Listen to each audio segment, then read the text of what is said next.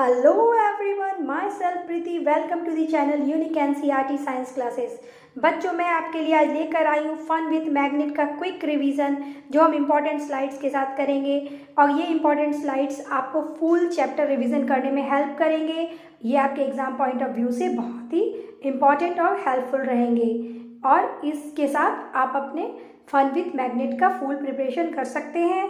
Okay, तो start करते हैं हम अपना ये video fun with magnet. Magnet, a magnet is a substance that attracts material like iron, cobalt and nickel। तो मैग्नेट एक ऐसा मटेरियल है जो अपनी तरफ अट्रैक्ट करता है किसे? आयरन, कोबाल्ट और निकेल को। जैसे आपने देखा था जो सैफर्ट था, मैग्नीज जिसका नाम था, जो ग्रीक में रहने वाला एक सैफर्ट था, उसने इसकी खोज की थी मैग्नेटाइट की। जो फर्स्ट मैग्नेट है नेचुरल मैग्नेट, उसने देखा था कि उसकी स्टिक क्या है, कहीं अड़ गई थी, वो नहीं निकल पा रही थी। तो उसने देखा कि उसके स्टिक के पॉइंट पे क्या लगा हुआ था, उसके स्टिक के पॉइंट पे आयरन लगा हुआ था, जो कि उस ओर से, उस अयस्क से क्या है, कनेक्ट हो गया था, स्टिक हो गया था। तभी उसे पता लगा कि यह और कुछ नहीं बल्कि क्या है, मैग्नेट है। तो मैग्नेट की प्रॉपर्टी होती है कि वह आयरन को अपनी तरफ अट्रैक्ट कर लेता है या उसमें स्टिक हो जाता है। तो आयरन, कोबाल्ट और निकेल क्या है?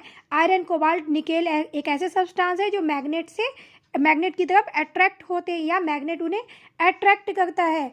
तो इस तरह से आपको पता लगा कि मैग्नेट क्या है। Magnet is a substance that attracts material like iron, cobalt and nickel. और आयरन को सबसे पहले कहाँ खोज हुई थी? मैग्नेट की डिस्कवरी कहाँ हुई थी? मैग्नेट की डिस्कवरी ग्रीक में हुई थी। जो लड़के ने इसे खोजा था उसका नाम मैग्नीस है और यह मैग्नेशिया के एक गांव में ये खोज हुई थी, यह डिस्कवर्ड हुआ था, इसलिए इसका नाम मैग्नेट पड़ा। Okay, the force that pools something towards magnet is called magnetic force.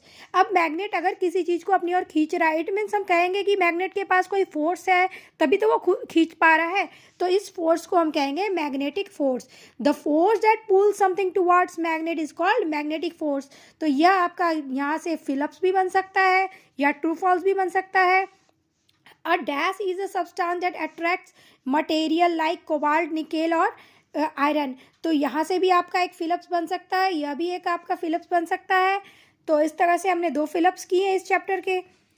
The first natural magnet, जो उस लड़के सैफर्ड ने, मैग्नीज ने जो और ढूंढा था जिसमें कि मैग्नेट की क्वालिटी थी, उस फर्स्ट मैग्नेट को क्या नाम दिया गया? उस फर्स्ट मैग्नेट को मैग्नेटाइट का नाम दिया गया। The first non natural magnet is magnetite. तो यह भी एक आपका फिलिप्स बन सकता है कि फर्स्ट नॉन नेचुरल मैग्नेट का नाम क्या है, तो वह है मैग्नेटाइट। और जो मैग्नेट के अंदर जो फोर्स होता है जिसके कारण वो अट्रैक्ट करता है इस चीज़ों को, उस फोर्स को कहते हैं magnetic force. Magnetite contains iron. Magnetite में क्या है? मैग्नेटाइट में आयरन है। और मैग्नेटाइट क्या है? मैग्नेटाइट एक नेचुरल मैग्नेट है। Natural and artificial magnet. अब नेचुरल मैग्नेट कौन सी है? नेचुरल मैग्नेट वो है जो आपने देखा मैग्नीज ने जो ढूंढ निकाला था, जो स्टोन्स के अंदर थे, वह भी एक तरह का रॉक है जिसमें मैग्नेट के क्वालिटी पाई जाती है जो अट्रैक्शन की क्वालिटी है। तो आपने यह देखा कि नेचुरल मैग्नेट कौन से हैं? Magnetite is an example of natural magnet. तो मैग्नेटाइट क्या है? एक नेचुरल मैग्नेट है जो कि रॉक्स के अंदर से मिली थी और मिलते हैं। Artificial magnet are man made magnet. Natural magnet आप जानते हैं कि जो हमें नेचर से मिल रहा है, डैट इज कॉल्ड नेचुरल। कोई भी चीज़ जो हमें नेचर से मिल रही है डैट इज नेचुरल। और नेचुरल जो कि हमें मैग्नेट मिल रहा है, उसके रॉक्स मिल रहे हैं, it means that a natural magnet. वही हमारे आर्टिफिशियल मैग्नेट क्या होते हैं? आर्टिफिशियल मैग्नेट मैन मेड होते हैं। Artificial magnet are of different shapes and made of metals like iron, nickel and cobalt. तो आपको ये दिख रहा है आयरन, निकेल एंड कोबाल्ट है वेरी इंपॉर्टेंट, क्योंकि इससे क्या बन रहे हैं? इससे आर्टिफिशियल मैग्नेट भी तैयार किए जा रहे हैं जो कि डिफरेंट शेप्स के बन सकते हैं। जैसे कि आपने पढ़ा हुआ है चैप्टर में, जैसे कि हॉर्स मैग्नेट हो गए या फिर सिलिंड्रिकल मैग्नेट हो गया। इस तरह से जो भी मैग्नेट बन रहे हैं ये आर्टिफिशियली तो बन रहे हैं। या फिर आपके बार मैग्नेट है जो कि आपके बिल्कुल आप कैडबरीज खाते हो, डेयरी मिल्क खाते हो, उसके शेप कैसे होते हैं, ऐसे बार के जैसे ही होते हैं, तो ये बार मैग्नेट है। तो इस तरह से ये आर्टिफिशियल मैग्नेट है जिनके डिफरेंट शेप्स होते हैं और वो डिफरेंट मेटल से मिलकर बने होते हैं। या फिर वो एलॉय भी हो सकते हैं जिसमें कि आयरन ज़्यादा क्वांटिटी में हो। A bar magnet, a horseshoe magnet, a cylindrical magnet, a magnetic needle, etc. are example of artificial magnet. जैसे कि हमने पढ़ा कि आर्टिफिशियल मैग्नेट किसी भी शेप के हो सकते हैं, वह किसी भी शेप के, जैसे कि हमने हॉर्सशू मैग्नेट देखा, बार मैग्नेट देखा, सिलिंड्रिकल मैग्नेट देखा। तो ये सब मैग्नेट क्या है, ये डिफरेंट शेप्स के हैं। तो आर्टिफिशियल मैग्नेट इस तरह से डिफरेंट शेप्स के बने होते हैं। Natural magnets are found in nature as rocks, जो हमने स्टोरी में पढ़ा हुआ है कि मैग्नीज जा रहा था जो कि सैफर्ड है और उसके स्टिक जो है रॉक्स पे फंस गई थी और वह रॉक क्या था, उसमें मैग्नेट की प्रॉपर्टी थी, तो उसको मैग्नेटाइट का नाम मिल गया। तो इस तरह से हम अपना क्विक रिवीजन फटाफट से करते जाते हैं जैसे कि आपके एग्जाम चल रहे हैं। तो इसके सारे स्लाइड्स आपके लिए बहुत इंपॉर्टेंट, बहुत ही हेल्पफुल होंगे। Magnetic and non magnetic substances. तो ये magnetic and non magnetic substances हैं क्या?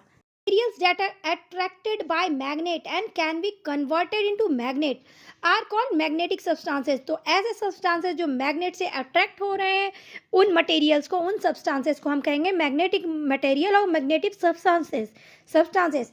और उसके अपोजिट अगर कोई सब्सटेंस है या मटेरियल है जो अट्रैक्ट नहीं हो रहा है मैग्नेट की और मैग्नेट के towards, it means they are non magnetic substances. Okay, जैसे कि मैग्नेटिक सब्सटेंसेस के एग्जांपल्स हैं आपको cobalt, nickel, iron, steel etcetera. ये सब क्या है, ये सब आपके मैग्नेटिक सब्सटेंसेस हैं क्योंकि ये मैग्नेट की ओर अट्रैक्ट हो रहे हैं, मैग्नेट टुवर्ड्स मैग्नेट वो अट्रैक्ट हो रहे हैं। Material that are not attracted by magnets are called non magnetic materials. For example fabric, rubber, wood, plastic, आप इनको जितने भी पास लेके जाओ मैग्नेट के, आप ले जाके मैग्नेट में के साथ अलॉन्ग साइड भी रख दो तो भी यह उसके पे अट्रैक्ट नहीं होंगे, ना ही मैग्नेट इसको अपनी तरफ अट्रैक्ट करेगा। तो इस तरह से ये मटेरियल कैसे हुए, ये मटेरियल हुए नॉन मैग्नेटिक। अब हम पढ़ेंगे पोल्स ऑफ मैग्नेट जो कि बहुत इंपॉर्टेंट है और आपने पढ़ा होगा, आप बहुत स्मार्ट हो, आपको पता है कि पोल्स ऑफ मैग्नेट होते क्या है। The end of the magnet which contains most of its magnetic strength are called magnetic poles. हमने जैसे पढ़ा हुआ है, यह है हमारा बार मैग्नेट। इसके जो ये एंड एरिया है, जो इसका एंड एरिया है वह क्या है, यह बहुत ही स्ट्रांग होता है। यहाँ पे मैग्नेटिक फोर्स जो है, मैग्नेटिक फील्ड बहुत ज़्यादा जनरेट होती है और ये क्या होते हैं, ये बहुत ही स्ट्रांग होते हैं और इन्हें हम कहते हैं इनके poles. The end of the magnet which contain most of its magnetic strength are called magnetic poles. तो ये जो मैग्नेट के बार मैग्नेट हो या हॉर्सशू मैग्नेट हो, उनके जो साइड एरिया है, उनके जो एंड पोजीशन है, वह क्या होते हैं, वहाँ मैग्नेटिक फील्ड बहुत ज़्यादा स्ट्रांग होती है, वहाँ मैग्नेटिक स्ट्रेंथ बहुत ज़्यादा होती है, उन्हें हम मैग्नेटिक पोल्स कहते हैं। जैसे कि ये पोल्स है आपका नॉर्थ पोल और ये है आपका साउथ पोल। तो इस तरह से आपको पता है कि नॉर्थ पोल और साउथ पोल की तरफ ही क्या होते हैं, मैग्नेट। जब भी हम उसको फ्रीली सस्पेंडेड छोड़ देते हैं तो वो नॉर्थ और साउथ पोल की तरफ ही हैंग्ड होकर डायरेक्शन शो करते हैं। A magnet has two poles, जैसा हमने देखा अभी, first one is north pole and second one is south pole. A freely suspended magnet will always allow come to rest in the north south direction. तो उनको अगर हम hang कर दे, suspend कर दे, तो क्या होता है, इट इज़ मोस्ट इम्पॉर्टेंट कि वह नॉर्थ साउथ डायरेक्शन में ही वह आकर रेस्ट पे आते हैं। जैसा कि अगर आपने मेरे चैप्टर बनाए हुए पढ़े होंगे तो आपको पहले से ही पता होगा, बट ये हमारा रिवीजन सेशन है। The end of the magnet pointing toward the south is called the south pole. और उसका जो हमने बाहर मैग्नेट देखा, इसका जो पोल साउथ की तरफ एंड है, टुवर्ड्स द साउथ है, वो हम कहेंगे साउथ पोल है। और जो टुवर्ड्स द नॉर्थ है उसे हम कहेंगे नॉर्थ सीकिंग पोल और north pole. The end of the magnet pointing toward the south is called the south pole or south seeking pole, and the end pointing toward the north is called north pole or north seeking pole. Okay. All about magnet. अब हम इसमें magnet के बारे में, उसके usage और magnet के बारे में हम क्या हमें जो इम्पोर्टेंट है, जो हेल्पफुल रहेगा, वो हम इसमें इस स्लाइड में पढ़ेंगे। All about magnet. Like poles of a magnet repel each other. अब आपको पता है कि हमने अभी पढ़ा पिछले स्लाइड में कि मैग्नेट में दो पोल्स होते हैं, यह है नॉर्थ और यह है साउथ। वैसे ही क्या है, इसमें भी कुछ होगा, ये है नॉर्थ और ये है साउथ। अब ये क्या है, ये साउथ है, यहाँ ये साउथ फेसिंग है और ये नॉर्थ है, तो ये दोनों पोल क्या हुए, एक दूसरे के अपोजिट हुए, तो ये एक दूसरे को क्या करेंगे, ये एक दूसरे की तरफ अट्रैक्ट होंगे। Because unlike poles of magnet attract each other. It is most important कि अनलाइक पोल जो हैं वह क्या करते हैं, एक दूसरे को, मैग्नेट को अट्रैक्ट करते हैं। जबकि इसके अपोजिट अगर हम नॉर्थ पोल और साउथ पोल को साथ ले आएँ तो वह क्या करेंगे, वह एक दूसरे को रिपेल करेंगे। जैसे कि अगर आपने देखा, अगर यहाँ पे मैंने साउथ ले लिया, यहाँ नॉर्थ रख लिया, इसके पास वाला भी अगर मैंने नॉर्थ ही रख लिया और ये साउथ डायरेक्शन में, क्योंकि हम इसे हैंग तो कर नहीं रहे हैं, इस मैग्नेट को हमने अपने अकॉर्डिंग रखा है, हमने अपने हाथों से रखा है, क्योंकि हमें पता है अगर हम इसे सस्पेंड करेंगे तो ये तो नॉर्थ साउथ डायरेक्शन में ही जाके रुकेगा, रेस्ट पे रहेगा। लेकिन जब हमने इसको क्या किया है, एक तरफ से ही नॉर्थ डायरेक्शन और साउथ डायरेक्शन में रखा है, तो यहाँ जो आप देख रहे हो ये क्या है, सेम पोल हो गए, ये भी नॉर्थ और ये भी नॉर्थ। तो क्या होगा, सेम पोल जो है रिपेल करेंगे, तो ये मैग्नेट जो है एक दूसरे से क्या हो जाएंगे, दूर हो जाएंगे, ये बिल्कुल रिपेल कर जाएंगे, ये अट्रैक्ट बिल्कुल नहीं होंगे, क्योंकि like poles repel each other and unlike poles attract each other. ये आपके इंपॉर्टेंट लाइन्स हैं। जो अनलाइक पोल है अट्रैक्ट करता है और लाइक पोल क्या करता है, लाइक पोल रिपेल करता है। तो इस तरह से आपके ये दो डिफरेंस बोलिए या फिर दो फिलअप्स हैं या ट्रू फॉल्स है जो आपको नेसेसरी आपके एग्जाम में आपको देखने मिल ही जाएंगे। Stroking method is the easiest way to convert an iron object into a magnet. तो स्ट्रोकिंग मेथड है क्या, अगर आपने चैप्टर में पढ़ा होगा या मेरा आपने वीडियो देखा होगा तो मैंने उसमें दिखाया हुआ है कि जैसे यह हमारा कोई भी हमने जो मेटल लिया है जिसको मैग्नेट हम बनाना चाहते हैं, तो हम क्या करेंगे, अगर हमने इसको यहाँ से मैग्नेट से लेकर स्ट्रोक करना स्टार्ट किया है, मीन्स हमने इसको क्या किया, ड्रैग किया, यहाँ से लाके हमने यहाँ तक ड्रैग किया, फिर हम उसको उठा कर अगर हम नॉर्थ पोल से उसको स्टार्ट कर रहे हैं ड्रैगिंग करना, तो हम फिर से नॉर्थ से ही करेंगे इस वे में, और फिर हम इधर लेके जाएंगे और फिर से यहाँ से स्टार्ट करेंगे। तो ये जो मेथड है हमारा, इस मेथड को हम स्ट्रोकिंग मेथड कहते हैं। और इस मेथड के जरिए हम क्या कर सकते हैं, जो भी मैग्नेटिक सब्सटेंस है, जैसे कि आपको पता है आयरन, कोबाल्ट, निकेल, ये सब जो है, स्टील, इन सब को अगर हम थोड़ी देर के लिए ड्रैग करते गए, स्ट्रोकिंग करते रहें, तो with the help of magnet, तो क्या होगा, इनके अंदर भी मैग्नेटिक फील्ड जनरेट हो जाएगी, मैग्नेटिक पावर जनरेट हो जाएगी और यह मैग्नेट की तरह बिहेव करने लगेंगे। तो यहाँ से यह हमारा इम्पॉर्टेंट है कि स्ट्रोकिंग मेथड है वो कौन सा मेथड है जिससे हम एक ऑब्जेक्ट को, आयरन ऑब्जेक्ट को मैग्नेट में कन्वर्ट कर सकते हैं, तो यह है स्ट्रोकिंग मेथड। अब freely suspended magnets always align north south direction, जैसे कि हमने पहले ही स्लाइड में देख लिया है और अभी हमने इसमें फिर से देखा। Magnets are used in magnetic compasses as you already know because you are too smart. तो हमने मैग्नेटिक कंपास आपके बुक में भी दिए हुए हैं कि आपने कंपास बहुत बच्चों के पास होगा भी, वो गेम्स के लिए यूज़ भी करते होंगे। तो उसका क्या यूज़ है, उसका मेन यूज़ है बेटा, which are use to find direction. उसको डायरेक्शन फाइंड करने में नेविगेटर अपने साथ रखते हैं, जैसे सेलर्स हैं वह शिप में महीनों जाते रहते हैं, ट्रैवलिंग करते रहते हैं, तो पानी के बीचों बीच जब आप आ जाओगे तो वो राउंड शेप में रहता है और उनकी शिप अगर यहाँ है, जहाज यहाँ है, तो उन्हें कैसे पता लगना है कि कौन सा डायरेक्शन क्या है, तो वो अपने साथ क्या कैरी करते हैं, वह अपने साथ कंपास को कैरी करते हैं जिसके अंदर एक निडल होता है। वह कौन सा निडल होता है, वह मैग्नेटिक निडल होता है, जिसका आपको पता है कि इसकी प्रॉपर्टी है कि वह नॉर्थ साउथ डायरेक्शन की ओर ही रेस्ट पोजीशन में आता है और नॉर्थ साउथ डायरेक्शन को वो डायरेक्ट करता है, उधर की तरफ अपना वे दिखाता है।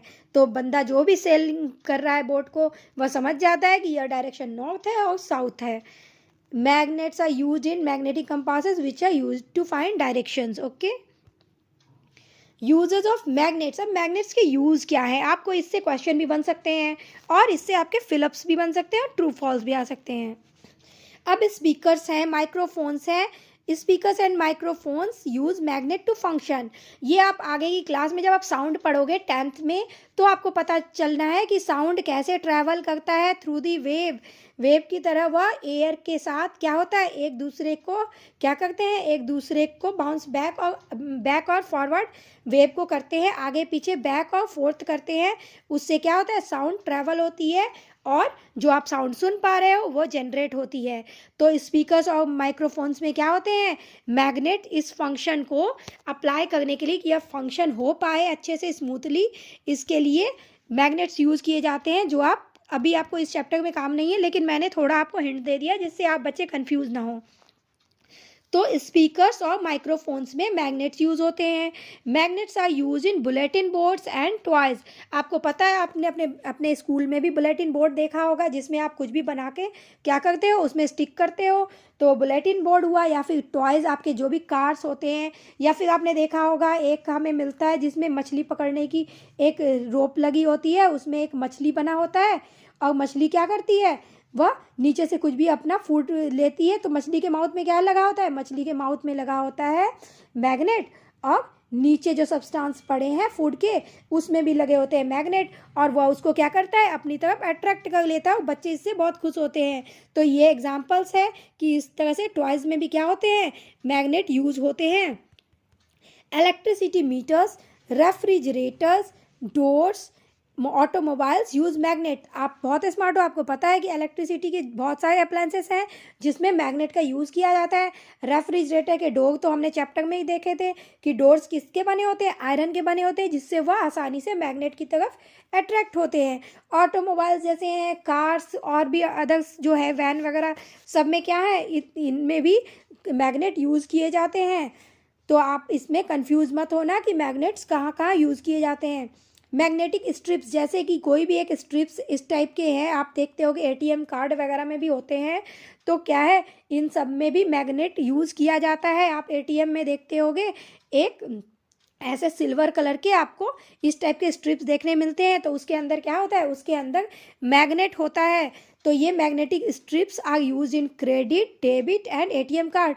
तो इन तीनों कार्ड्स में क्या यूज़ होते हैं, इन तीनों कार्ड्स में मैग्नेटिक स्ट्रिप्स यूज़ होते हैं। तो don't be confuse with this lines. Okay, care of magnets. अब हम कैसे मैग्नेट की हमें केयर करनी चाहिए, क्या मैग्नेट का मैग्नेटिज्म खो सकता है? तो हाँ, ऐसा हो सकता है। अगर हम उसे अच्छे से केयर ना करें तो मैग्नेट की मैग्नेटिज्म खत्म हो सकती है, या डिस्ट्रॉय हो सकता है, या वो लॉस कर सकता है। Magnet should never be heated और बर्न्ड। मैग्नेट को कभी भी हीट और बर्न नहीं करनी चाहिए। मैग्नेट को अगर हम हीट और बर्न करेंगे तो वह अपनी प्रॉपर्टी लॉस कर देगा, उसके मैग्नेटिक जो फील्ड जनरेट हो गए थे वह खत्म हो जाएंगे और वह अपना काम नहीं कर पाएगा। It should never be heat bye hammer like substances. किसी भी हैमर लाइक हैवी ऑब्जेक्ट से, हैमर मीन्स आप हथौड़ा समझते होगे, वैसे ऑब्जेक्ट से कभी भी उसको हीट नहीं करना चाहिए। अगर आप उसको हीट करेंगे तो वह क्या होगा, ख़राब हो जाएगा। तो हीट नहीं करना है, और हिट भी नहीं करना है, मीन्स न मारना है ना ही जलाना है। Magnet should be kept away from mobile phones, television and computers. As आपको पता है कि मोबाइल फोन्स हैं, टेलीविज़न्स हैं, कंप्यूटर्स हैं, इनमें भी मैग्नेट अंदर होते हैं। तो इसलिए मैग्नेट आपको पता है कि उनकी प्रॉपर्टी होती है कि वो एक दूसरे को क्या करते हैं, अट्रैक्ट करते हैं। तो इनके फंक्शंस में प्रॉब्लम आ सकती है, इसलिए आपको मैग्नेट को इसके पास नहीं लेके जाना है। Bar magnet should be stores in pairs with their opposite poles lying side by side. हमें जब भी अगर हम बार मैग्नेट रख रहे हैं, जैसे कि हमने चैप्टर में आपने इस फिगर में देखे होंगे कि दो बार मैग्नेट के बीच में क्या लगाए गए हैं, दो बार मैग्नेट के बीच में वुड लगाया गया है।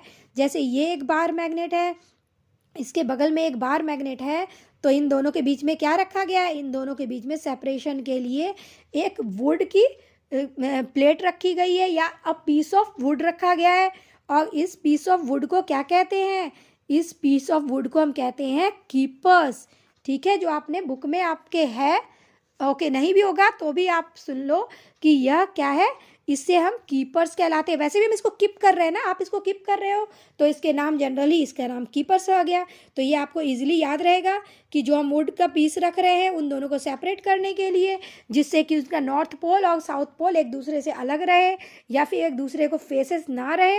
तो आपको कैसे रखना है, हमें जो अगर हम रख भी रहे हैं दोनों पावर मैग्नेट, तो इसका नॉर्थ इसके साउथ के बराबर होना चाहिए और इसका साउथ इसके नॉर्थ के बराबर। भले ही आप बीच में क्या रख रहे हैं, हम वुड का पीस भी रख रहे हैं जिसे हम कीपर कहते हैं, लेकिन हमें इसके दोनों साइड भी क्या करना है, दोनों के फेसेस अपोजिट होने चाहिए। It must be remind in your mind, आपको माइंड में ये हमेशा रहना चाहिए कि हाँ, आपको जब भी इसे कीप करना है तो इसके फेसेस अलग साइड की ओर होने चाहिए, नॉर्थ पोल और साउथ पोल नहीं होने चाहिए।